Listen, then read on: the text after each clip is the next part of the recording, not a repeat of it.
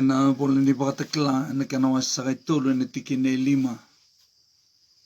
Kane polo tambu, he who overcomes shall be clothed in white garments, and I will not blot out his name from the book of life.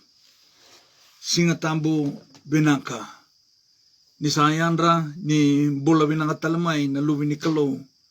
Kuni sa siyamaraw tikumay, tikoros nga tale, enandua tale, na mataka wow. Mataka ni nona singa tambu wow na kalaw. Na mataka ni singa tambu hindi si singa nindo na tamata, sambo lisubo odi. Yana kaya tale ikina na mataka ni singa tambu hindi. Na kalong-dondo nga sa lisubo odi, na mataka hindi. Sa kilaw odi talo tunga na kalaw, uirer na varorong na mataka hindi. Beta na kalaw, nona na vingaw na kerenga. Kilana i wakatau ti may na i wakatekibo. Kana boli ay seoya. Kau kinda baki kamuniti ukina. Ena mataka ni ko ni o kalaw nga ni wakanda ti ko na kalaw. Ena mataka ni ko. Ena kenra maliwa na vida na undolu na tamata. Ere tiko wanga buli tiko. Dingita ki ko na kalaw. Ena mataka ni ko. Mo yandra mo rungod na bosi ni kalaw. Ondo nono bang na numikanda tiko. Ninda senga nikila na woti ni ngauna enda na rongoda kina na bosi ni kalaw. Wana numati ko nandina ya o chisu. Ena boli madio na kiano ase rusa nga bulkabana tikini tulusun bulkabitu. Ena nona tukono bangoko kwa iya na wakana singa inoa. Na singa ena lisu tale maikina na lubi ni tamata. Ena wakana singa inoa. Membalenta ne woti ni ngauna era rongoda kina na ngusi inoa. Se kwa na bosi ni kalaw. Nimbera ni songota na katumini wanga me sa lubudi na urbura. Ibi kemani na biyo kani lumani na matangan dinday matangan singa tambo au waga singa tambo waga yanra waga mbula tali tiko bi kemani na matangan di kuwa na ada tali inonda turanga ke na nonda waga mbula na ngone turanga o Chisu Karisto. Nimbera sanga ni toso na nonda vinga rabi au sa sureti kanda na bunon duindi da mga anda dui baronga tiko maikina mere lolonga na ulunda dan karabasang na kalaw nando na masu da masumanda tamay ke mamisaka may loma langi na kalaw levo na kalaw ndololoma na kalaw ndondo munuro kobi na kalaw kilikili munundo ka imblate ni okay mo nindondo nga na kalaw kasenga tale endoa okay mo nindondo nga mebango leve ke mo ni na baro roko na langiti kenando kai. O kemani sabang dina taki kemani oti na nomuni tutu bakalaw kena nomuni loloma. Ena tagadangan ni bembuli, ena tagadangan ni memi bagambulay na kautamata, ena dalana may kalivari. Ena tagadangan ni memi sotavi, maroroy kakaroni bolito na ni memi mbula. Ena bengaw na sangochi, ena mbongi, may dhawataliti umay na mataka inday. Era mate uira mate, era sotavi ena ndrendre wira sotavi tiga na ndrendre ena elu makena rarawa yeni bangalala ta kina ni memi bula kina memi di mata bubale ni memi sanga ni ngalu kina na matanga indai me basu kai chiko ke muni na paka bini binaka ke muni talanga nu ala ta tiko be ke mami ni sanga ni daba ngani bula ke memi bula tiu kena indai donanga una sana woti na bula di burongo kauni sana ala ta kun sa ala ta tiko be ke mami ni kuni na le subi ke me le sumai muno mai kauti ke mami ke na ni mami de mata bu vale na ni mami mbola me ki mami lagi mbola ka te ko saka pati ke kemani ka tao mondo ni mami kalau na matanga de dai ke mami lau tale mai be kemani me ke mami ba tu sai ke mami be kemani bunga na ngauna ni mami ba na nanu na kaki mami do buta ke na kaki mami do ba dora no sanga sanga ni do ba rogo te ki na kalau esenga ni tve taun do nui kena condition ni kena varota kena mbula kena nomani leus talemai kena condition ni kena rauni maro tanki sei koe na mbula tamundo koe sa neme me otitu ena bukan ngani turanga o Chisu Karisto memi kalona nomani bosa sa tu tale na matanga indai varota tale me kimami na bio sei kina yami sa krea na bilu taki ni elomani lalo tambo nangasi ni bulin dondonga ni nomo ni bosa. Ngana may tumberi ke mami ka wabuli de ke mami na lomamani. Vinakapakalevu saraturanga na nomani loloma. Vinapalevu kalibari. Vinapalevu na luviamuni. Rantambe ko parong talitikumai. Ena mataka indai. Vinapalevu saraturanga. Sarangwada nema mimasu. Jisu na isoro. Na nema mi pakambula. Emeni Jisu. Nanonda iulutanga ena mataka sakatala indai. Semati tiungama ena baka sama. Enda buli sakachukina. Ena mataka ena noa. Ekaito wangona kena rorongo. Separated forever. Na vei tawa sei e tawa mundo. Nanonda lesoni sa kirein deranu kuni lakusakamandamai bata keiau. Ena vola di Matthew na kena wase rusang bulu kalima na tikene rusang bulu kandoa. Wali Matthew wase rusang bulu kalima ena tikene rusang bulu kandoa. Kana tikene ngo, his Lord said to him, Yena turanga sangkay kabwa, well done. Vinakapakalevu na bingarabi. Good and faithful servant. Tamata vinaka katamata yalondina. You are faithful over a few things. O vinakata mo underline tagawaya. O sandina enaka e vida walenga. Siang ni kataudo ko, naka e vida walenga.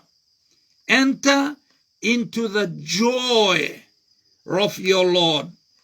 Moduru kina marau ni no muturanga.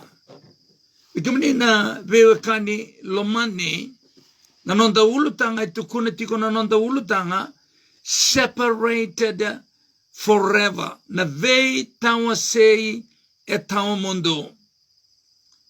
Na vewekani lomani, na bola di Matthew, ena kena wase rusanga bulu kava, rusung kalima, e tiko kina e tolu na bosa baka toto manta, ka kenda tau dhim tau doko, na separated forever. Ena wase rusanga bulu kava, tiko kina, na noro bosa o chisu, vertona tise peli, kapaka talanga kina vikanta na tise peli, ena ibaka tau teo tini ngauna, sei koea na nona tukuna vikanta, na vika ena yado, ena ibaka tau teo tini ngauna, kena ngauna ena lesu tale mai kina. E sulia talanga na kena ibaka takila kila. E vana ibaka takila kila sulia kena ko chiso. Kaunangali itumika dake, ena ilombi ni nonda itukutuku, ena matanga indai. Ena matanga mandangani kuwa, enda na tewu reida tomanda, sei koea na vei tawa sei e tawa mundo. Na veo kani lumani, na veo kani e tu ena nonda vura vura ena ngauna indai, na veo kani mosi mosi, na veo kani vei vola kati, vakanra, vaka vei kelai, vaka matavu vale, vaka evusa, vaka matangali, vaka itoko toka, vaka thaka bata. Kina veo kani tale mandanga, vaka songo songo lotu, enan dona ngauna, ena yado mai sa tukono watiti una province ene vola tambo, kanda na tumika na matanga ni kuwa na kenandina, nina yado en dona ngauna, enda na vei tawa sei kina, katawa mundo. Ni kuwa randa vei tawa sei, enda laki dhaka, ni wati nga ngauni na dhaka, enda saba kusa mai vale, menda mai sota vateke ira, na leo ni nonda mata vo vale. Ena loma ni songo lotu, ninda waro me teke butaki, wote indo na madawa, teke butaki ni singa tambu, ena lotu katara, menda sapa kusa yani, ena ngaune ni lotu, menda lai sota, vateke ira, na veo kani, enda lotu mata, enda semati, ena nrata lei, ningwani turanga ko Jisu Karisto. Senda bimbiu, enda vita latala, ena sona ngaune enda laku kibu notani, enda toba kusa mai, ena nanda mai vinakata menda sota. Ina vio kani lumani, na ibola tambu, e wakarai tanga tiko vikanda na ibola tambu, nin dona singa, enda sana singa tale ninkai virai tale, ena dona ngauna, enda na veta wasei, katamondo. Ina vio kani lumani, na vewa tawa sei nindona mata vale katao mundo e tiko ena vaka sama enda taratiko ena mataka ena noa. Sei koea na dhaka ni vele wai, na dhaka ni nona itutu vaka mbete levu chisu ena lungi tamusara. E vele wai teki kina, na matavu vale kwa erto na tiko vata ka tau mundu unity forever, ke nandu na matavu vale o kwa ena tawase forever. Ia ena vanga tau, na vio kani lumani ena madhala ni vele wai kwa enda taranti kwa na matanga ina noa ka whakatuka itiko na pre-advent judgment. O kwa sa tikipu taki wati ena tinka walu wasang bulu kapa ka laku tiko ena ngauna indendai. Ia na vio kani lumani na dhawe vilo wai taki tiko kina na matanta ni nonta nandoba te tiko pang matabu vale ka tau mundu se ena basika kina se koya nai tuku pa dhirlolo moya ninda sana mai beta o se kina kata mundo. Ina bio kani lumani engan revi ena loma ni nonda matabu vale ke poka engan revi na unity forever na kena quality engan reva na kalo me tiko be kenda kina loma ni ndo na matabu vale ko e toka na nonda lesoni na matakatali ndendai kati una tiki na rusanga bul kandua ena wase rusanga bul kalima ati una tiki nungo well done good and faithful servant enduna matavu vale erto yalondina wana kalau erto yalondina kina rarama erto sadilavi kina kakati una tiki nungo will make you rule over few things and faithful over a few things. Enter into the joy of the Lord. Do duru enanom do yalondina enararama endo sadilavi kina. Obyo matata takongo na matakatale indai. Elevo nebio kani lomani era se sengan si raida na rarama membaleta na Sabbath day. Era pakatamboy ti ko na singa Sunday. Sengan era pakatamboya mera pakambulaikina.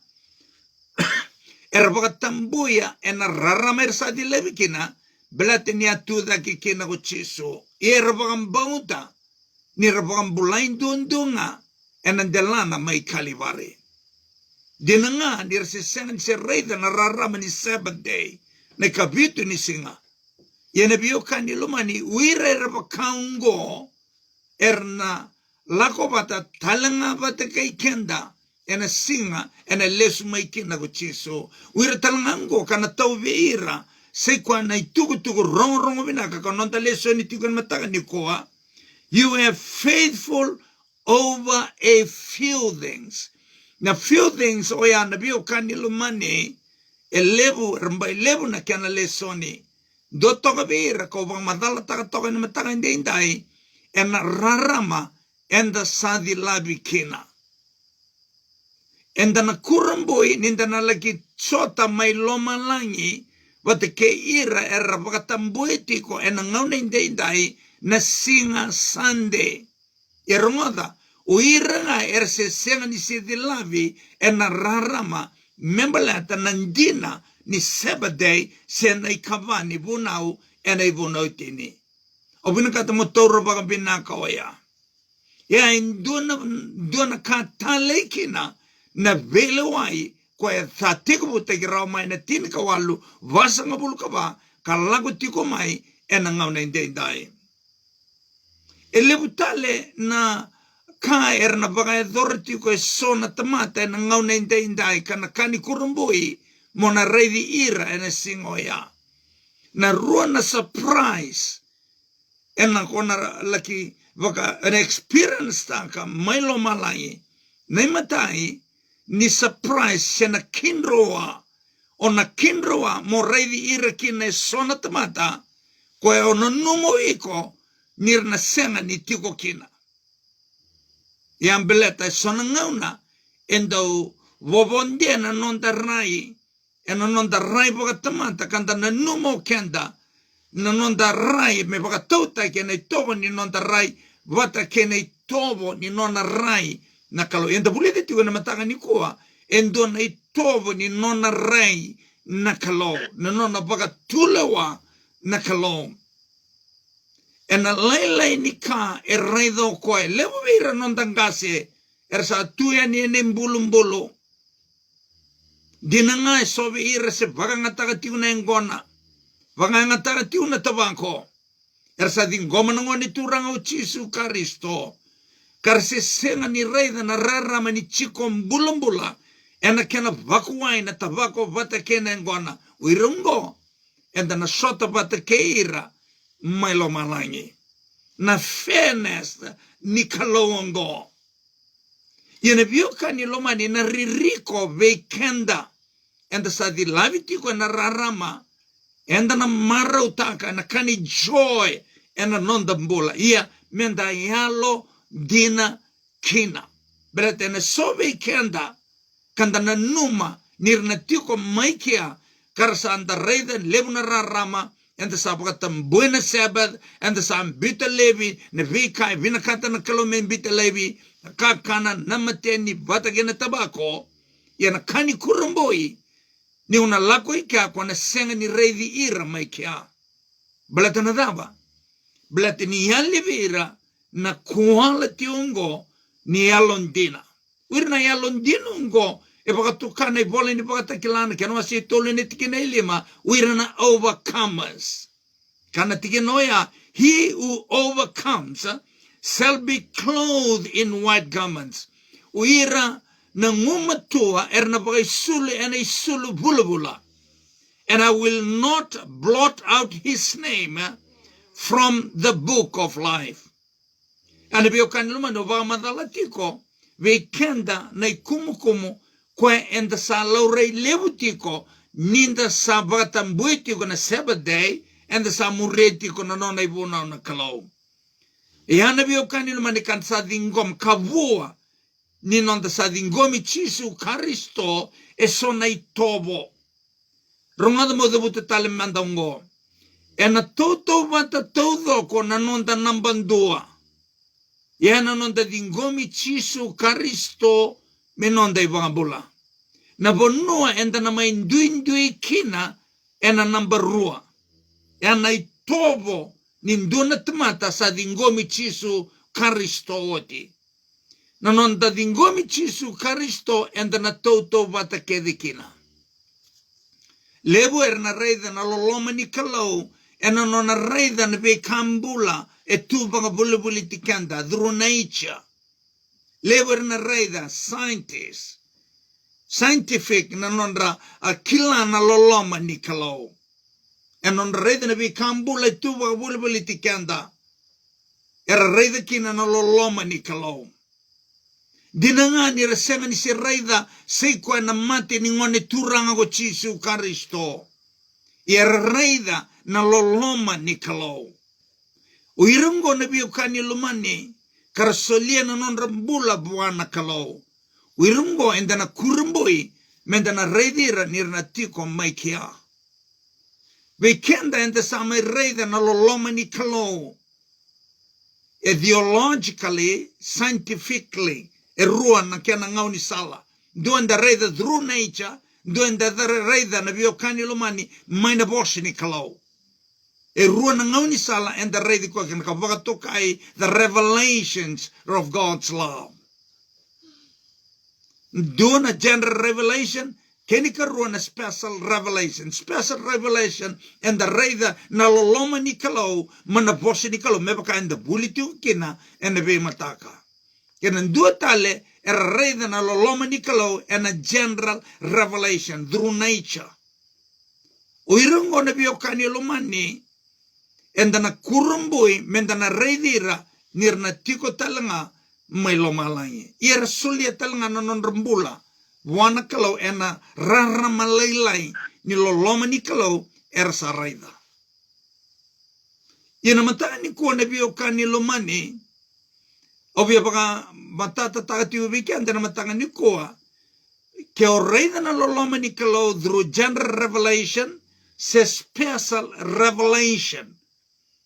E volai kina na yadhamu ene vole nimbula mailo malai ni osadingoma na rarama ena rua na kena wasi lilevu o sabang madala takati ubikian dana matanga ni koa. General se special revelation. Biki manina lotun kabitu nuna raida kamatata biki manina leso nungo ena numni lanko ena fundamental belief number 2 ena word of God.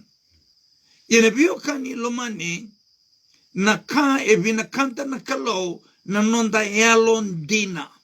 Belatongia na bakatau teki kina ndrengati na dhanda ena ivola nimbula mailo malai. Ni yali na nonda yalon dina kina rarama enda sadi labi kina ena mboko levi na dhanda ena ivola nimbula.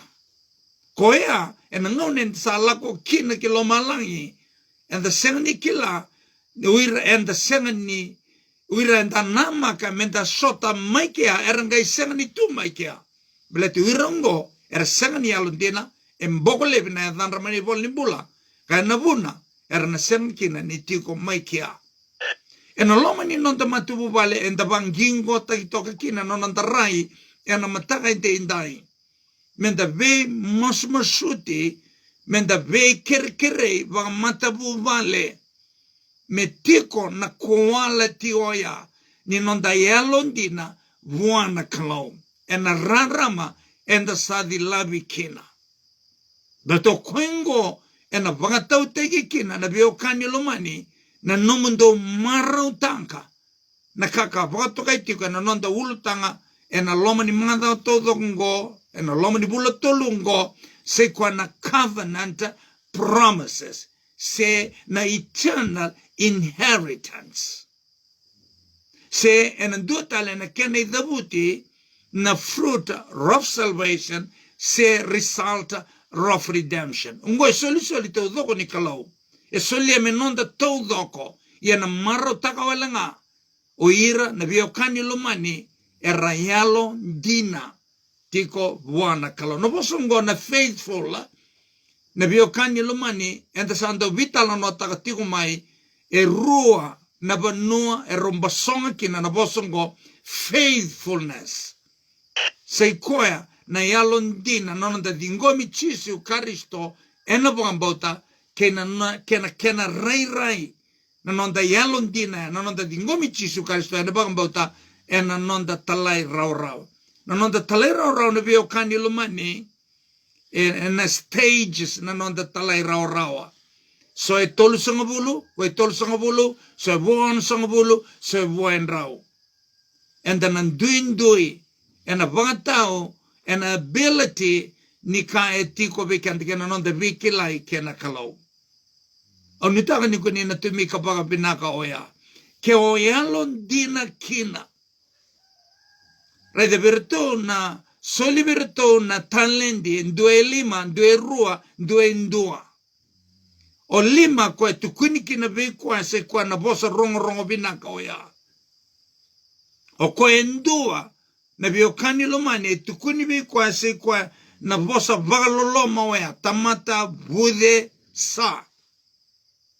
E sena saranga ni qualify kina kokoya kina joy ni nonda tura kina joy ni heavenly kingdom kina joy ni eternal life nebio kani lumani na kaetale kina ni tuku enda bulide tiku ena matanga ni koa belati se rawa ni ko vagaedora na visau ena matanga ni koa kini karua na kaetale kina na tuku ena matanga ni koa belate ni terus ambulatiko enan dona ngauna sa bagarai teki kwa bagalebu na ngauna en ambulatiko kena enai bagatakila kila e kago chiso e van e bagatakila kila dusima kago chiso ena madio na kena masi rusa ngabulu kaba na sign number 2 wars and rumors of wars na valu kena vembulmbelei ni ve mati ni tueso Arosa ta kapa politi umai. Oya Amerika, bate ke Korea oya. dana numa ni sa dambolo nei valu sing ni dambolo rau nei valu. Na bio kani lumani na sign number rua. Number 2 se kwa na deception, na bio bakadalay na sign number rua se kwa na ivanlu. Na sign number 3 se kwa na tabuki ni vanua. O kana kia na scientific name na climate change. Wata na sign number va se kwa na pestilences na mate dai wonga. Sa tu saratunga na number va e na nonda vura e na ngau na indendai. Sa solie koe tiko ko ngauna ni sai wakatau eti ni ngauna.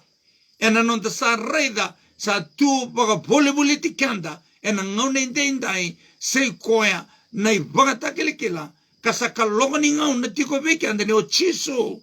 Sa voleka ni lesuma. Sa voleka ni songa na katum ni loloma. Sa waraki na mati dai vitu me lesumai na ngone turanga ko chisu karisto.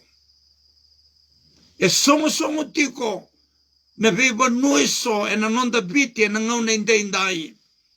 E sengo sochi ni kambimbi na mate e lago tiko. Na kambimbi sekwa na nona sa suliko e tiko na siginala ni sa dinandamu tiko vekanda. Na burra endarumbula tiko kina sa boleka ni mayoti. E viambilingi kanda kapa kusa tagi kanda tiko na biokani lomani kina ka e dimanta ka tiko ve kanda nakalau sekwa na faithfulness. Ni so e senga ni alundina e na loma ni ndua na matabu vale o koengo o koe e na senga ni na lako vata kei kanda. Ke vi mama e na loma ni ndua na matabu vale e ra alundina vi mama e ra senga ni alundina. Vi mama ungo er nan biutu mai vi mama en rangole kona vita o seoya ko sulite kona nonda ulutanga en matanga indai na vita o seoya e tawa mundo en senga tale ni ndona ngauna merto na semati vata tale se yuna tita kitale en avuni dava ni alikina na faithfulness. E vandina tanki na bio kani lumani na itovo ni nonda e alondina nakalo ki veikenda. Sa da kaba oiti nakalo nakatau doko veikenda. Sama i alondina e na nona mai restota ka lesu tale veikenda na bola ta mundo. Restota ka lesu tale veikenda na itovo ni bola ta mundo. Kandoto ka na tiki ni tovo ni bola ta mundo ngo. Sei kwa na yalondina na vua ni yalo tambo devir na vua ni yalo tambo sei kwa na faithfulness iana ngai raunga na vio kani lomani me tiko biko na koala ti oya ni faithfulness ke waka e tiko biko na yalo tambo me wakanda bulite tiko na matanga ina noa na inaki ni yalo tambo me mai dhaka correlation wata ke na dhaka ne chisu e na longi tamusara mai lomalai. Se na dhaka ni vele wai e ngarabati ko chisu e na longi tamusara mai lomalai. Na elo tambo e lako mai me mai vuki kenda. Sa da kaba wati manda o chisu na non tambula tamundo. Sange talata mai na elo tambo na biokani lumani me mai vuki kenda. Me mai vuki kenda. Menda mita ka senda comply kina condition inonda maruta ka na mbula tamundu ya nadaba na itobonga ni mbula tamundu sei kwa na faithfulness na ndaulo loma na bosota bagandende na kenda iolo todo koya sei kwa na faithfulness na yalondina wana kalau ena kalilai o sa dilabi kina na vio kani lumani yalo dina kina kani bolo tambo ya san dina na kai bida walanga duru kina mati nitu kina marau ni nonda turanga bikimuni na vio kani lumani obina kata mutumi katale ungo vikenda ena mataga tale indai vausi vikenda enda sa dilabi tiko ena bunga na rarama enda sa dilabi tiko ena buku ni vunau etini. Na biokani lumani menda dhawi kanlawa kina kayalon dina kina. Betaba na senga na bio kanilo mani enda na vagatagiranga na Israeli era yali tu ena loma nilakuto belanta ni yali na non rayalon dina. Endina nga nirasa sireki oti mai ichi pita era mai yali tu ena loma nilakuto belanta na non rasenga ni yalon dina. Era senga ni yali belata ni rasenga ni sireki oti mai. Era senga ni yadu ki kenani belata ni rasenga ni sireki oti mai. Era sa sireki oti mai. It is unfaithfulness that destroyed them. Na non rai balanga ni senga ni yalon dina. O koe baru saira tu ena loma ni lukoto. Nebio kani loma ni sabolai tu oya menda vagatabuli dikina koe kenda sam bulandonia na ivagatau titinon kana bosi di kaloya. Ka sabolai tu sabolai menda vagatabuli dikina o kenda sam bulandonia na ivagatau titinon.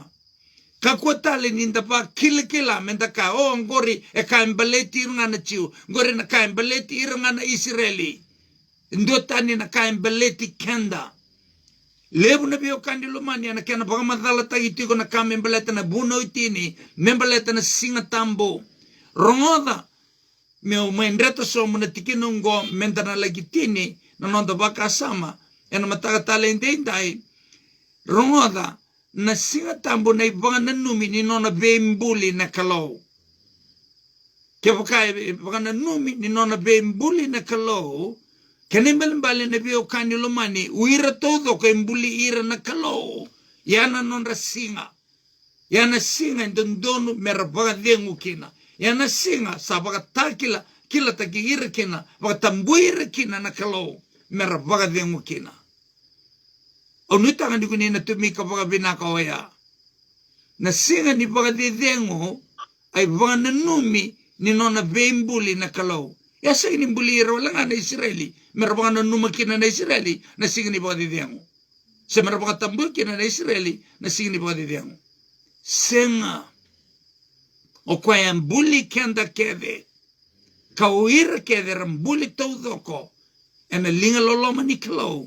Na bio kani lomani wirungo sa baga tambui tu na kalau mer baga tambuya se mer baga dengo ena Sabbath day se na kena kavitu ni singa oso me bitini na bio kani lomani no nonde tukutuku ena mataga talende indai e senga ni nona inaki na kalau na betawa se tau mundo e senga ni nona inaki na kalau e senga talanga ni vina kata na kalau na betawa sei tamundo. Ya na buna e alago mai kini ki burubura. Me mengaraba kini burubura sei kwa na daga ni nonta pa sukaile sutale nonta bambulai na kawatamata. Na nona senga ni tale itanga na kalau membasi ka na tawase na loma ni matabu bale. E na loma ni betiko tiko toka matangali kena ebusa. En loma ni songo lotu, e senga ni vina kata na kalau, menda tawase. En abuna lako mai kino kwa, through his faithfulness, me mai bukei kenda, na kaunta mata, me mai mate na bugi nonda pakambulai, talama na yalo tambo, me rawa, ninda baka sina ite na yalo tambo, kanda baka itobo teki kenda, e na itobo ya, na yalo ndina, kwa e quality, kwa e criteria, ni nonda marutaka se kwa na bula tamundo kwa sa nonda wetitu ena bugi ni ngone turanga ko Jesu Kristo wambo tervio kanilo mani ni na bukei kenda kana wakalonga tataki kenda na turanga ena bugi ni tugutu mokantale e senga ni vina kata the cross a sign ni kana bakan data ka tugo bekenda na kalongo e senga ni vina kata endona matubu vale merutawasi e vina kata na matubu vale tau bitaki na burburungo e na vaka sama vaka loma langi menta na yada tau doko ki loma langi muda buta tale na nona ngangande na kalau e senga ni vina kata na kalau na beta o sei e vina kata na kalau me tau bitaki na matubu vale na burburungo e na vaka sama vaka loma langi Menta na yado todo ko ke lo malangi. Waka longa taikanda na turanga ena bugi nono bosa enta buli tukina ena mataka inda indai. Dolanga nono tamasu. Tamai ke mami sang mai lo malangi. Kalau lebu na kalau ndolo loma. Winaka baka lebu sara turanga na numuni mai bosa rata lebu ke mami ena mataka inda indai. Winaka lebu sara turanga na ndelana mai kalivari.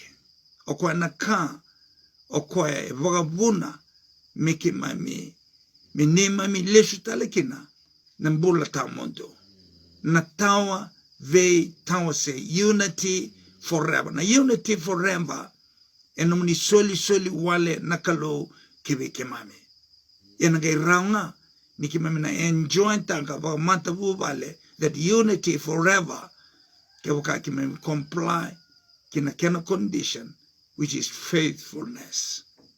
Pinaka lebu sara turanga na nomuni alo tambo. Pinaka lebu na nomuni me bosa rauta lebe ke mami ena mata indai. Pinaka lebu na lube muni erandambe ka barrongo tiku mai ena mata ni kua. Turang sa amasu tiko me kua nindua na matabu vale na yalo e barrongo tiku na be mata ka leilai me na yali ena mati ni tu tamu ena marao ni turanga ena singa kuni ena lesta le maikina. Inabo libu sara turang sarong wada ni mami masu nabo libu kalivari tisu na isoro ni mami bambula. Emeni tisu. Ombote ni dabaw mini binangatangan na kalo ena buguni leso ni sanangaw na enda sengan tiku ni da urei darawa ni tiku endo nangaw na maimbasi ka kina na bita wasay. Ana buna biba ngeti kina na yalo tambo menda bulida. Ena basi ka na bita wasay chiku talanga na unity forever, chiku na kena criteria mendo marotang kin pamatubu wale. Simple. Menta yalon din na kena rarama enta sadilabi kena. Nusa baka binibinang tagital tiyo nga na lubi ni kalaw, kuni barong tiyo may nataunta ko kay biti. Bikam niya nando bang rong tiyo may Amerika. O si bikam do may Sacramento. Pinabalew. Bikam ni may Seattle. Sondo redin do bang rong tali tiyo nga may San Jose. Pinabalew. Santa Rosa. Pinabalew. Nanuminindo barong tiyo may. Inabay. Pinabalew talanga. Nanuminindo barong tiyo may. Inabay matangka. Bikam ni tali may. Nabebo no tali so may Australia, England, New Zealand. Pinabalew sara. Nanuminindo sulecho nanumuningaw na. Munundo barong kinanonobosa na kalaw. Pinabalew bikam ni nalubi ni kalaw no barong tiyo may. Enanonda bunong biti. Nusama online tali tiyo nga may na taliboni. Nabalebu na numuni yalon din tiyo. Ngosar nga na yalon din na. Yan tabuliti tiyo na matangan di ko. Yalon din na tiyo na itabi kadibi ukin na kalaw. No yalon din na tiyo na itabi na itobo kadibi kinikamikin na kalaw. Munindaw ni barong kinanonobos na kalaw. Ibigam ni nabiyo kanyo lumani ni mataka enda na dengo tiyo ka na mataka ni mataka. Enda nagalay toma na tali na nonda.